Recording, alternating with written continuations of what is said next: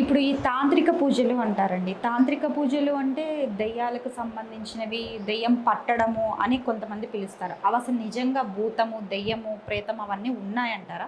అంటే మీరిప్పుడు మణికర్ణిక ఘాట్‌లో మీరు అక్కడ చితి కాల్చడం అనేది అంతా చూసేవాళ్ళు. మీరక్కడే నుంచి వచ్చాను, అక్కడ గురు శిష్య సంబంధం అని చెప్పారు. దాని గురించి మీ సమాధానం? అసలు ఫస్ట్ ఆఫ్ ఆల్ ఇక్కడ మనం తెలుసుకోవాల్సింది ఏంటంటే, చితి అనే పదానికొద్దాము.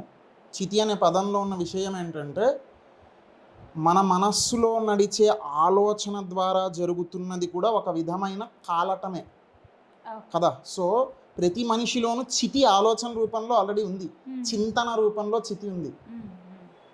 అలా చూస్తే చితి బయట ఎక్కడో లేదు. మనం ఫస్ట్ అక్కడి నుంచి వస్తే దయ్యాలు, భూతాలు అవన్నీ కూడా ఇంకా బాగా అర్థమవుతాయి.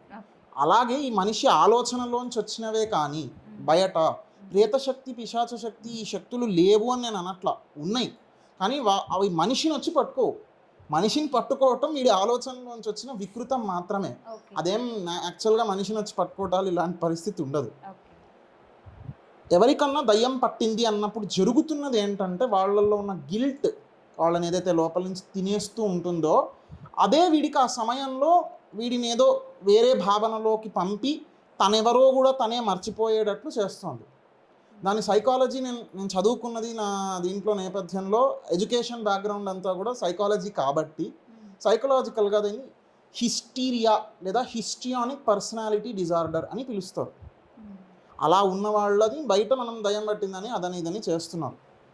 చాలామంది ఇంకో క్వశ్చన్ కూడా అడుగుతుంటారు దీనికి సంబంధించి, ఎందుకు మన వాళ్ళకే పడతాయి, యుఎస్లో కానీ యూకేలో కానీ అక్కడ దయ్యాలు పట్టడం మనం చూడం కదా, మనం నమ్మాం కాబట్టే మనకు పడుతుందని అంటారు. తప్పది. అక్కడ కూడా అటువంటి నమ్మకాలు ఉన్న ప్రాంతాలలో అటువంటివి జరుగుతాయి. అక్కడ మళ్ళీ అదే నేను చెప్తున్నది ఏంటంటే, నమ్మకం వీడి మనసులోంచి వచ్చింది కాబట్టి వీడి మనసుకు వీడి ఏర్పరచుకుంటున్న వికృతమే కానీ అది నిజంగా సైకలాజికల్గా ఏదో డిజార్డరే కానీ దయ్యం పట్టడం, మనిషికి దయ్యం పట్టడం అనేది ఏమి ఉండదు. ఇది విషయం.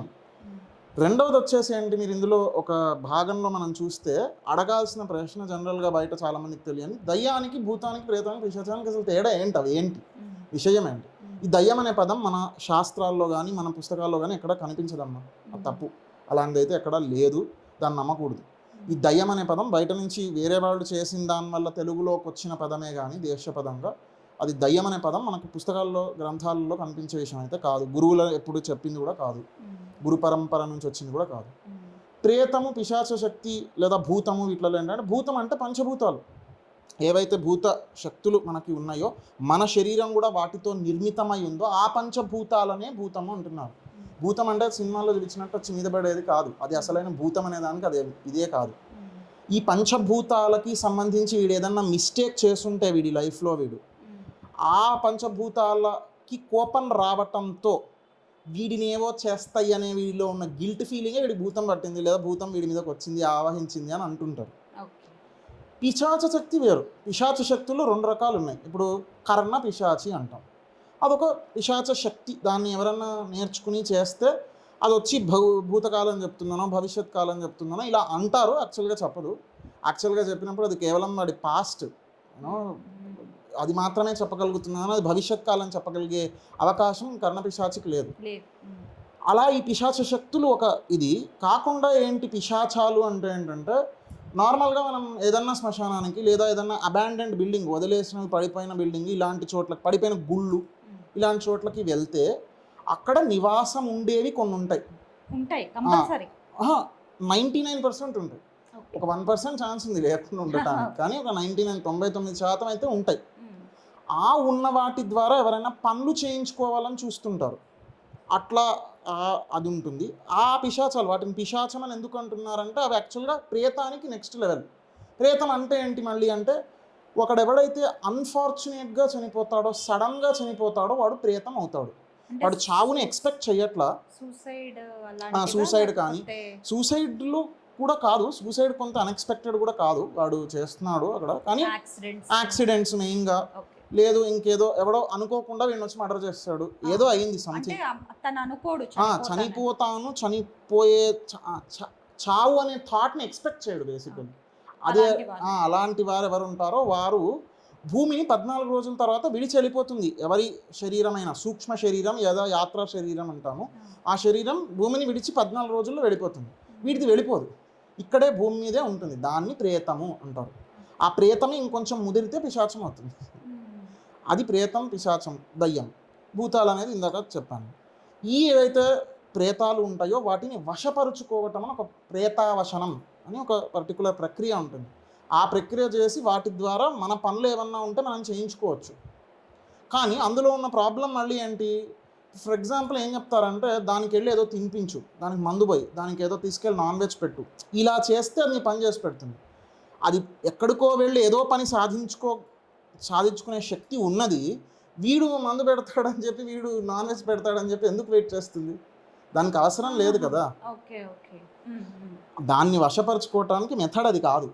అలా వెళ్ళి దానికి ఏదో తిండి తినిపిస్తే అవుతుంది, ఇదంతా కాదు. ప్రేతావశనానికి ఒక పద్ధతి అంటూ ఉంది. ఆ పద్ధతి చాలా గుప్తమైనది. అవసరం ఉన్నవారు, ఆ ప్రేతావశనం తెలిసిన వారు చేస్తేనే అది జరుగుతుంది. దాంట్లో ఒక వేరే విషయం, అటువంటి ఏవైతే ప్రేతాలు ఉంటాయో అవి 2-3 సార్లు దెబ్బతింటాయి అనుకోండి. అంటే ఫర్ ఎగ్జాంపుల్ ఒకడు తన పని చేసి పెడితే సద్గతి ఇస్తాను అని ప్రామిస్ చేశాడు, సద్గతి ఇవ్వలేకపోయాడు, వాడికి అంత శక్తి లేదు, కానీ ప్రామిస్ అయితే చేశాడు. అలాంటప్పుడు అది వాడినే థాట్, ఆలోచన రూపంలో సతాయించడం మొదలు పెడుతుంది. అలా అయిన దాన్ని పిశాచం అంటాం. ముదిరితే ప్రేతమే. అది ప్రేతానికి, పిశాచానికి, భూతానికి వీటికున్న తేడా.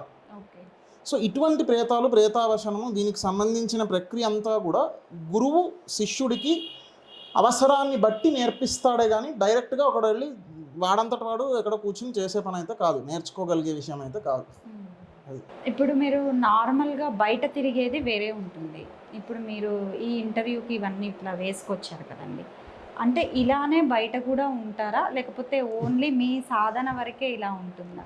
సాధనలో కూడా నేను ఇవన్నీ వేసుకోనమ్మా. సాధనలో కేవలం నల్ల వస్త్రాలు మాత్రమే ధరిస్తాం. ఇది మాకు గురువు నుంచి వచ్చిన ఆదేశం. ఆ టైంలో సాధన చేసుకుంటున్నప్పుడు ఆసనం ఉంటుంది, మాకు సాధన చేసుకునే ఆసనము. ఆ ఆసనము నల్లటిది వేసుకోవాలి. ఆ నలుపు దాని కింద మళ్ళీ లేయర్స్ ఉంటాయి. దర్భ ఉంటుంది, దర్భ కింద మళ్ళీ ఇంకొక ఎర్రటిది ఉంటుంది.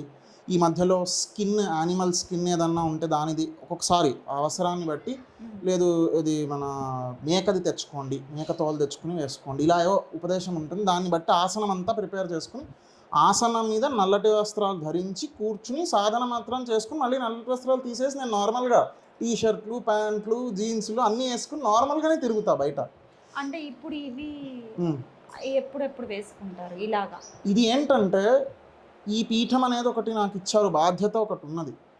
ఆ బాధ్యతకి నేను ఇస్తున్న గౌరవము, ఈ చిహ్నాలు దానికి ప్రతిరూపం అంతే. పీఠంలో ఉన్న గురువులు వాళ్ళ సంప్రదాయాన్ని నేను సూచించటానికి, నేనెవరు ఇవన్నీ చూస్తే సాధనలో ఉన్న వాళ్ళకి నేనెవరో తెలిసిపోతుంది. అఘోర తత్వ సాధన చేస్తున్న వాళ్ళు, నాథులకో ఇలా ఎవరెవరైతే ఉన్నారో వాళ్ళకి తెలుస్తుంది.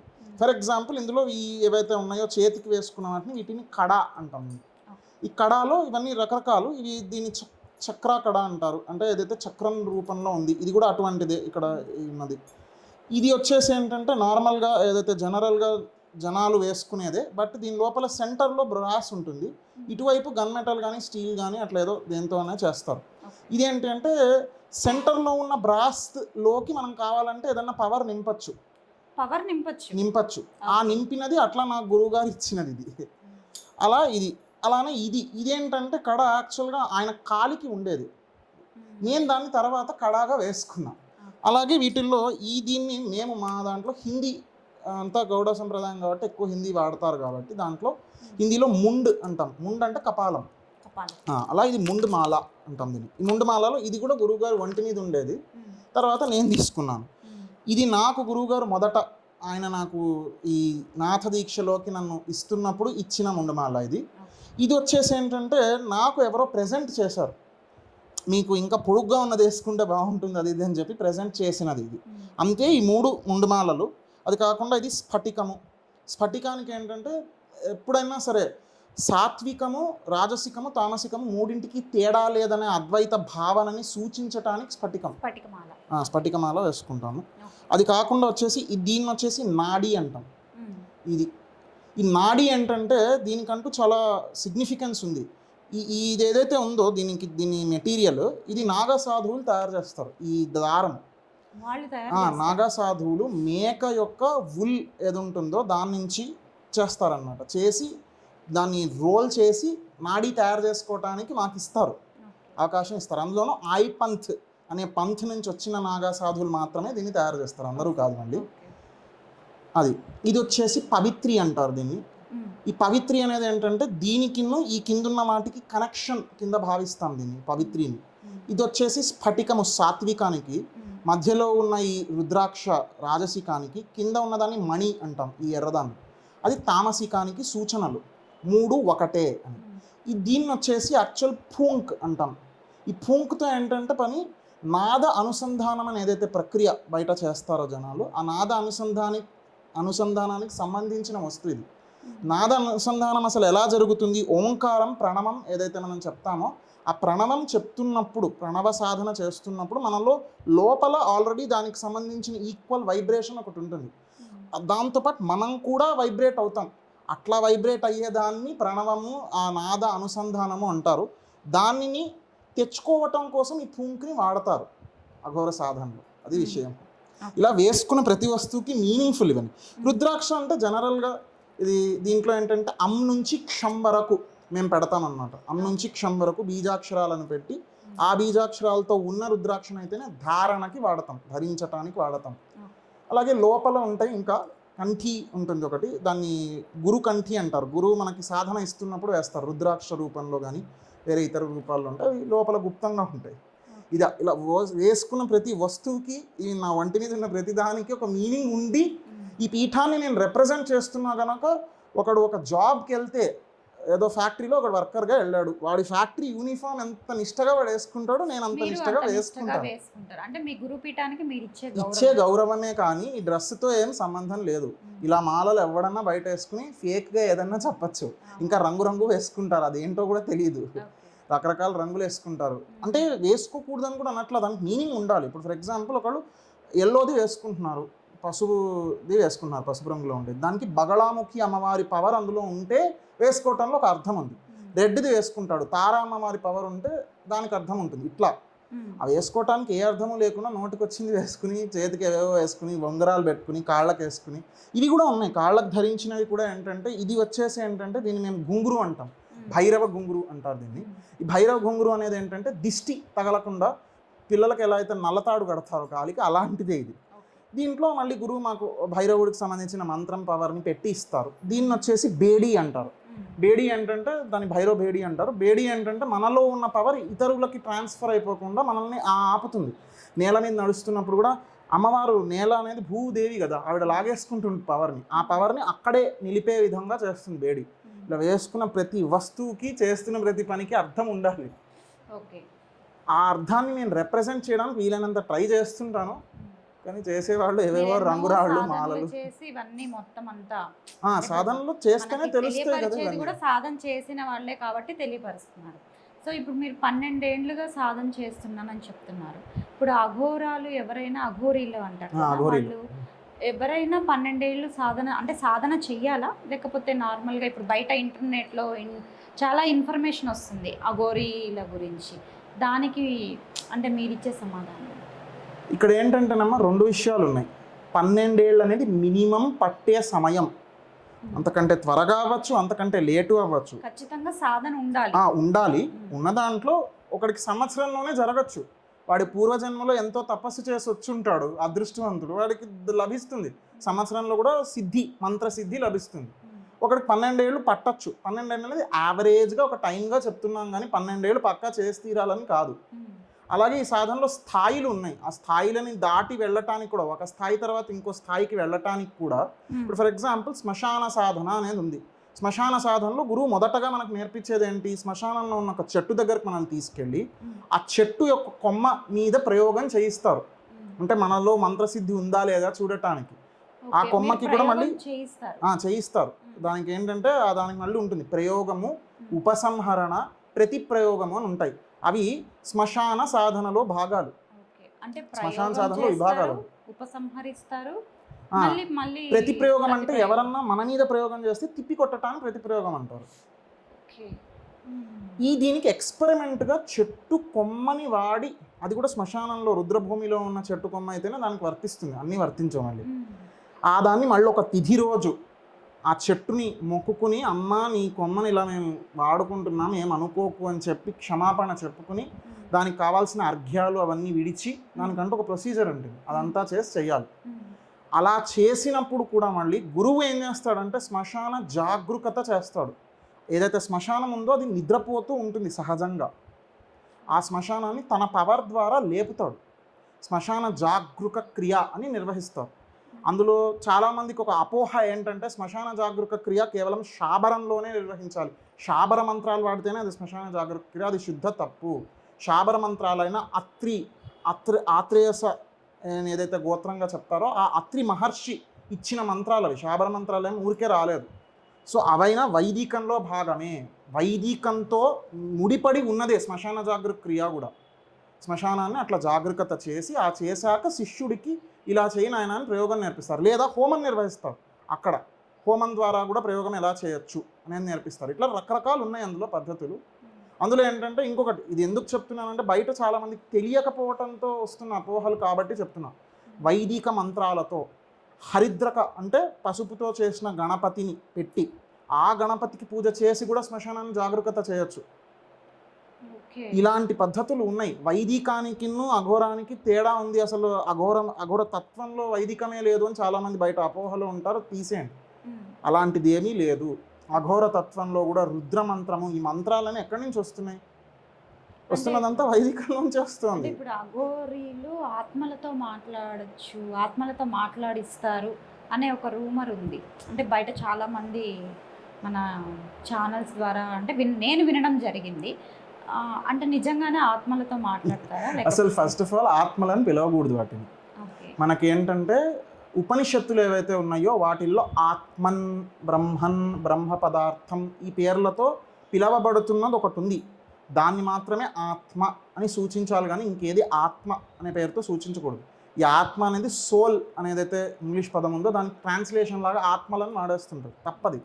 అసలు అనాల్సింది ఏంటంటే సూక్ష్మ శరీరం అనాలి. సూక్ష్మ శరీరంతో ఎవడైనా మాట్లాడటం ఏముంటుంది? దానికి సూక్ష్మ శరీరానికి నోరు, కళ్ళు ఇవే ఉండవు కదా. మనకి ఏవైతే పంచేంద్రియాలు ఉన్నాయో దానికి పంచేంద్రియాలు, కర్మేంద్రియాలు, జ్ఞానేంద్రియాలు ఇవేవి లేవు సూక్ష్మ శరీరానికి. సూక్ష్మ శరీరానికి కేవలం ప్రెజెన్స్ అంటే అది ఉండటం అనే ఒక వ్యక్తిత్వం తప్పించి ఇంకేం లేదు. అలాంటి దాంతో ఎవడైనా ఎలా మాట్లాడతాడు? మాట్లాడడానికి, చేయటానికి అవకాశమే ఉండదు, లేదు. కాబట్టి ఎవడన్నా ఒకడు బయటకు వచ్చి నేను సూక్ష్మ శరీరంతో మాట్లాడిస్తాను, లేదా ఆత్మలతో, వాడి భాషలో చెప్పాలంటే ఆత్మలతో మాట్లాడిస్తాను అన్నాడంటే వాడు ఫ్రాడ్, ఫేక్ అని క్లారిటీ. మీరు అలా చేయరు, నేను చేయను, అలాంటిది ఉండదమ్మా. అదే చెప్తున్నా కదా. సూక్ష్మ శరీరాలతో ఒకడు అవి అపర అనే లోకంలో ఉంటాయి సూక్ష్మ శరీరాలు. అపర లోకంలోకి మనం వెళ్ళలేం, ఈ శరీరంతో వెళ్ళలేం. ఈ శరీరంతో ముడిపడి ఉన్న విషయమే కాదు అది అసలు. అపరాలోకంలో పితరులు, పితృగణాలు చాలా, వాటితో పాటు ఇలాంటి సూక్ష్మ శరీరాలు ఎవరికి కానీ, కొందరెవరో అనాథలు ఉండొచ్చు, వాడి సూక్ష్మ శరీరము, ఇలా రకరకాలంతా ఉంటారు అక్కడ. ఆ అపరాలోకానికి మనం ఈ శరీరంతోనే వెళ్ళలేము.